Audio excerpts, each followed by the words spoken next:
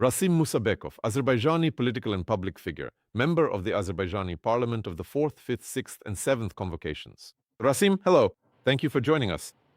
Good evening. Rasim, If you can even call it a good evening. well, yes, it's an anxious evening. I'll put it that way, an anxious one. Rasim, in your opinion, what kind of attack is this? Was it targeted or accidental in terms of the territory of Azerbaijan? Everything important to know today is already in the Freedom app. Live broadcasts, special projects, reports, and analysis. Just download the app from the App Store or Play Market and get up-to-date information wherever you are. Staying informed about important events with Freedom. You know, right now in Iran, the situation is, let's say, well, close to chaos. And moreover, it even seems like this is a deliberate decision. Previous leaders and the spiritual leader, Iran's supreme leader Khamenei, as if even before his death, issued something like an instruction that in the event the command center is struck and communications are disrupted, all units of the Islamic Revolutionary Guard Corps should act accordingly. But this is essentially the main instrument, something akin to the SS of former fascist Germany. They permeate the entire country, and all the levers of power are basically concentrated in their hands. This is the IRGC, which has been involved in both the missile program and the nuclear program. They systematically suppress and crush all protests within the country against the regime. They have meticulously planned and organized all these violent proxy attacks and regional conflicts in Palestine, in Lebanon, and in Yemen. It's like a kind of malignant and spreading cancerous tumor, a dangerous state within a state. And given that Iran was under sanctions and had to conduct things like oil sales and purchases of sanctioned goods from abroad in a covert manner, they also took control of a significant part of the economy, and they do not want to let go of power. To all these people, Khamenei essentially gave instructions to act at their own discretion. That's why they're acting so aggressively now. And all these attacks that are happening against Arab states, and I'm sure this provocation against Azerbaijan as well, they all make sense for only one reason. They understand that if some kind of compromise is reached regarding the current regime in Iran, it will be softened and perhaps in some form will remain. And even President Trump said that in the elections, well, let's say for the successor to the supreme leader, he himself will personally participate. In other words, he allows for the possibility that he will stay. But for the IRGC, there will be no place in Iran's political and administrative system. They know this. That's why they're furious. That's why they commit the boldest, most reckless acts and attacks to force neighboring countries to put pressure on the United States of America and the United States itself so that they would enter into some kind of dialogue specifically with the IRGC, with this Islamic Revolutionary Guard Corps. But that's impossible. And I think that the attack was organized by them specifically. Well, we see that Iran still remains an ideological state. It's an obvious attack from Iranian territory, and in fact, there was no other way a drone could have reached Azerbaijan from anywhere else.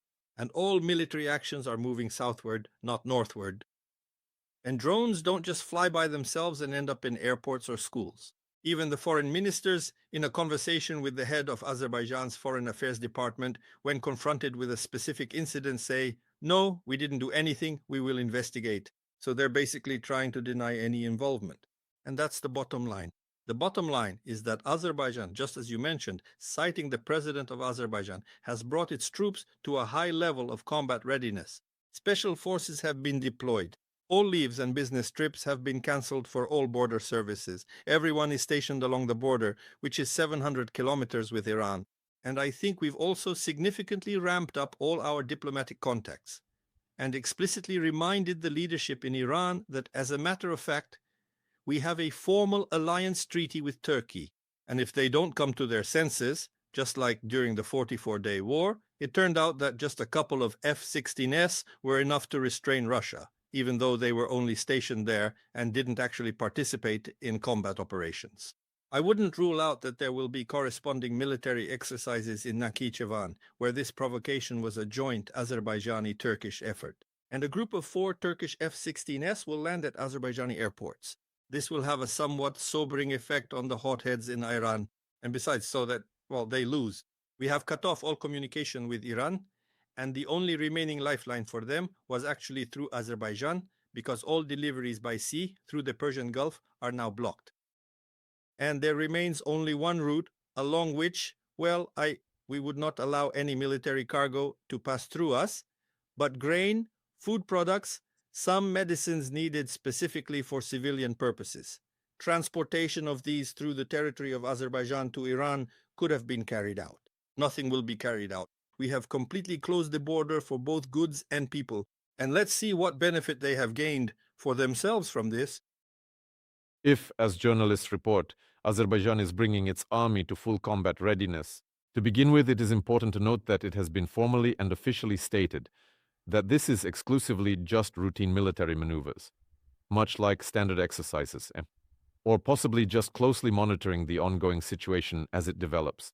But what do you think, given the current escalation of the situation in the Middle East, could this draw Azerbaijan into some conflicts or provoke a more radical reaction?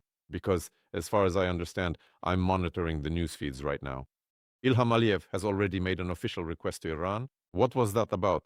For what reason? So far, I haven't seen any official response. Actually, there is an official response. The Minister of Foreign Affairs said that nothing of the sort happened. What do you mean? We're actually investigating this. That's how it is. For them, looking you in the eye and lying is, in general, not considered shameful at all. Therefore, it's clear that we did not accept his explanation, and we have taken all the necessary and tough measures, which, in general, will have an impact on Iran. And as for the rest, yes, of course, there will be a high level of military readiness along the border because it's unclear how events in Iran will unfold in, say, 5 days or 10 days. The chaos there is growing.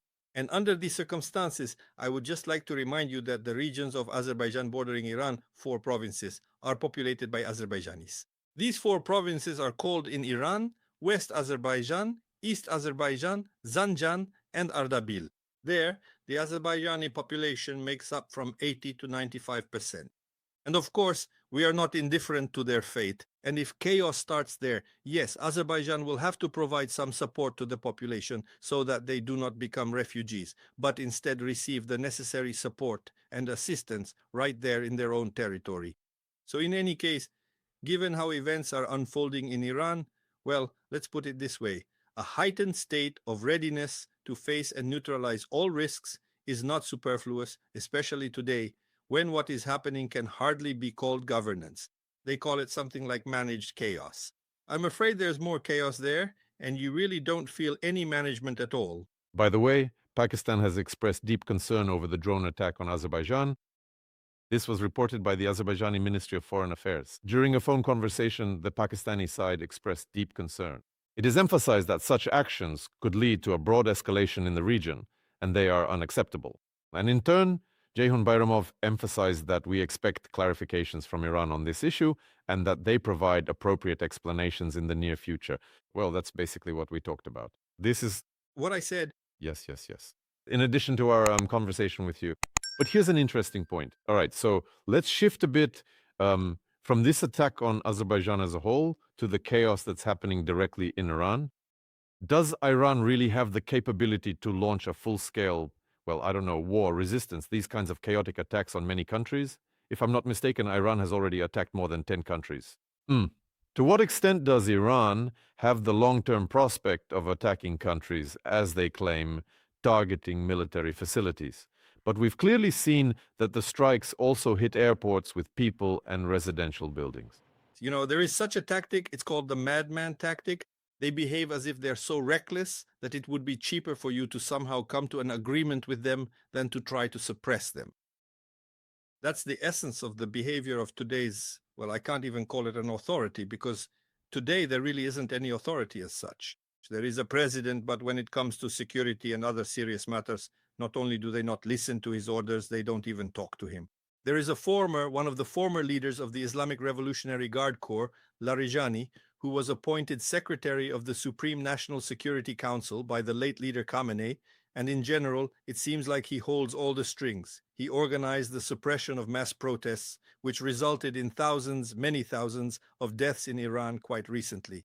He is behind the scenes, as if all the threads of these actions seem to lead back to him, although I have serious doubts about that as well. There is also the head of parliament, who also comes from the IRGC, and they believe that they should continue to rule Iran. Everything should be subordinate to them. Now they want to put their own protege, the son of the former leader, in his place, and as before, continue to rule themselves. And in order to make people wary of them, they act like madmen, saying, "We'll shoot everywhere, and if anyone invades Iran, we'll fight to the last Iranian if we have to." That's the essence of their behavior. And these people are very irrational ideologically, irrational, but in reality, they are defending the concrete interest of their own caste. And there are actually a lot of them. They command the so-called Basij. This is a civilian militia, well, mobilized from the most hardened and backward segments of the population, kind of like the SA stormtroopers in Germany at one time. They use them to suppress the population as well. They ride into crowds on motorcycles, they kill, they suppress in order to keep Iran under their control. But I'm afraid their time is already up, and the countdown has been going on for a long time. Thank you very much for finding the time to join the broadcast. Your position is very important. The position is very important, especially since freedom has a very large audience, including in Azerbaijan. This needs to be explained and talked about publicly. You are always welcome here, Rasim Musabekov, an Azerbaijani political and public figure, a member of the Azerbaijani parliament of the 4th, 5th, 6th, and 7th convocations, was with us live.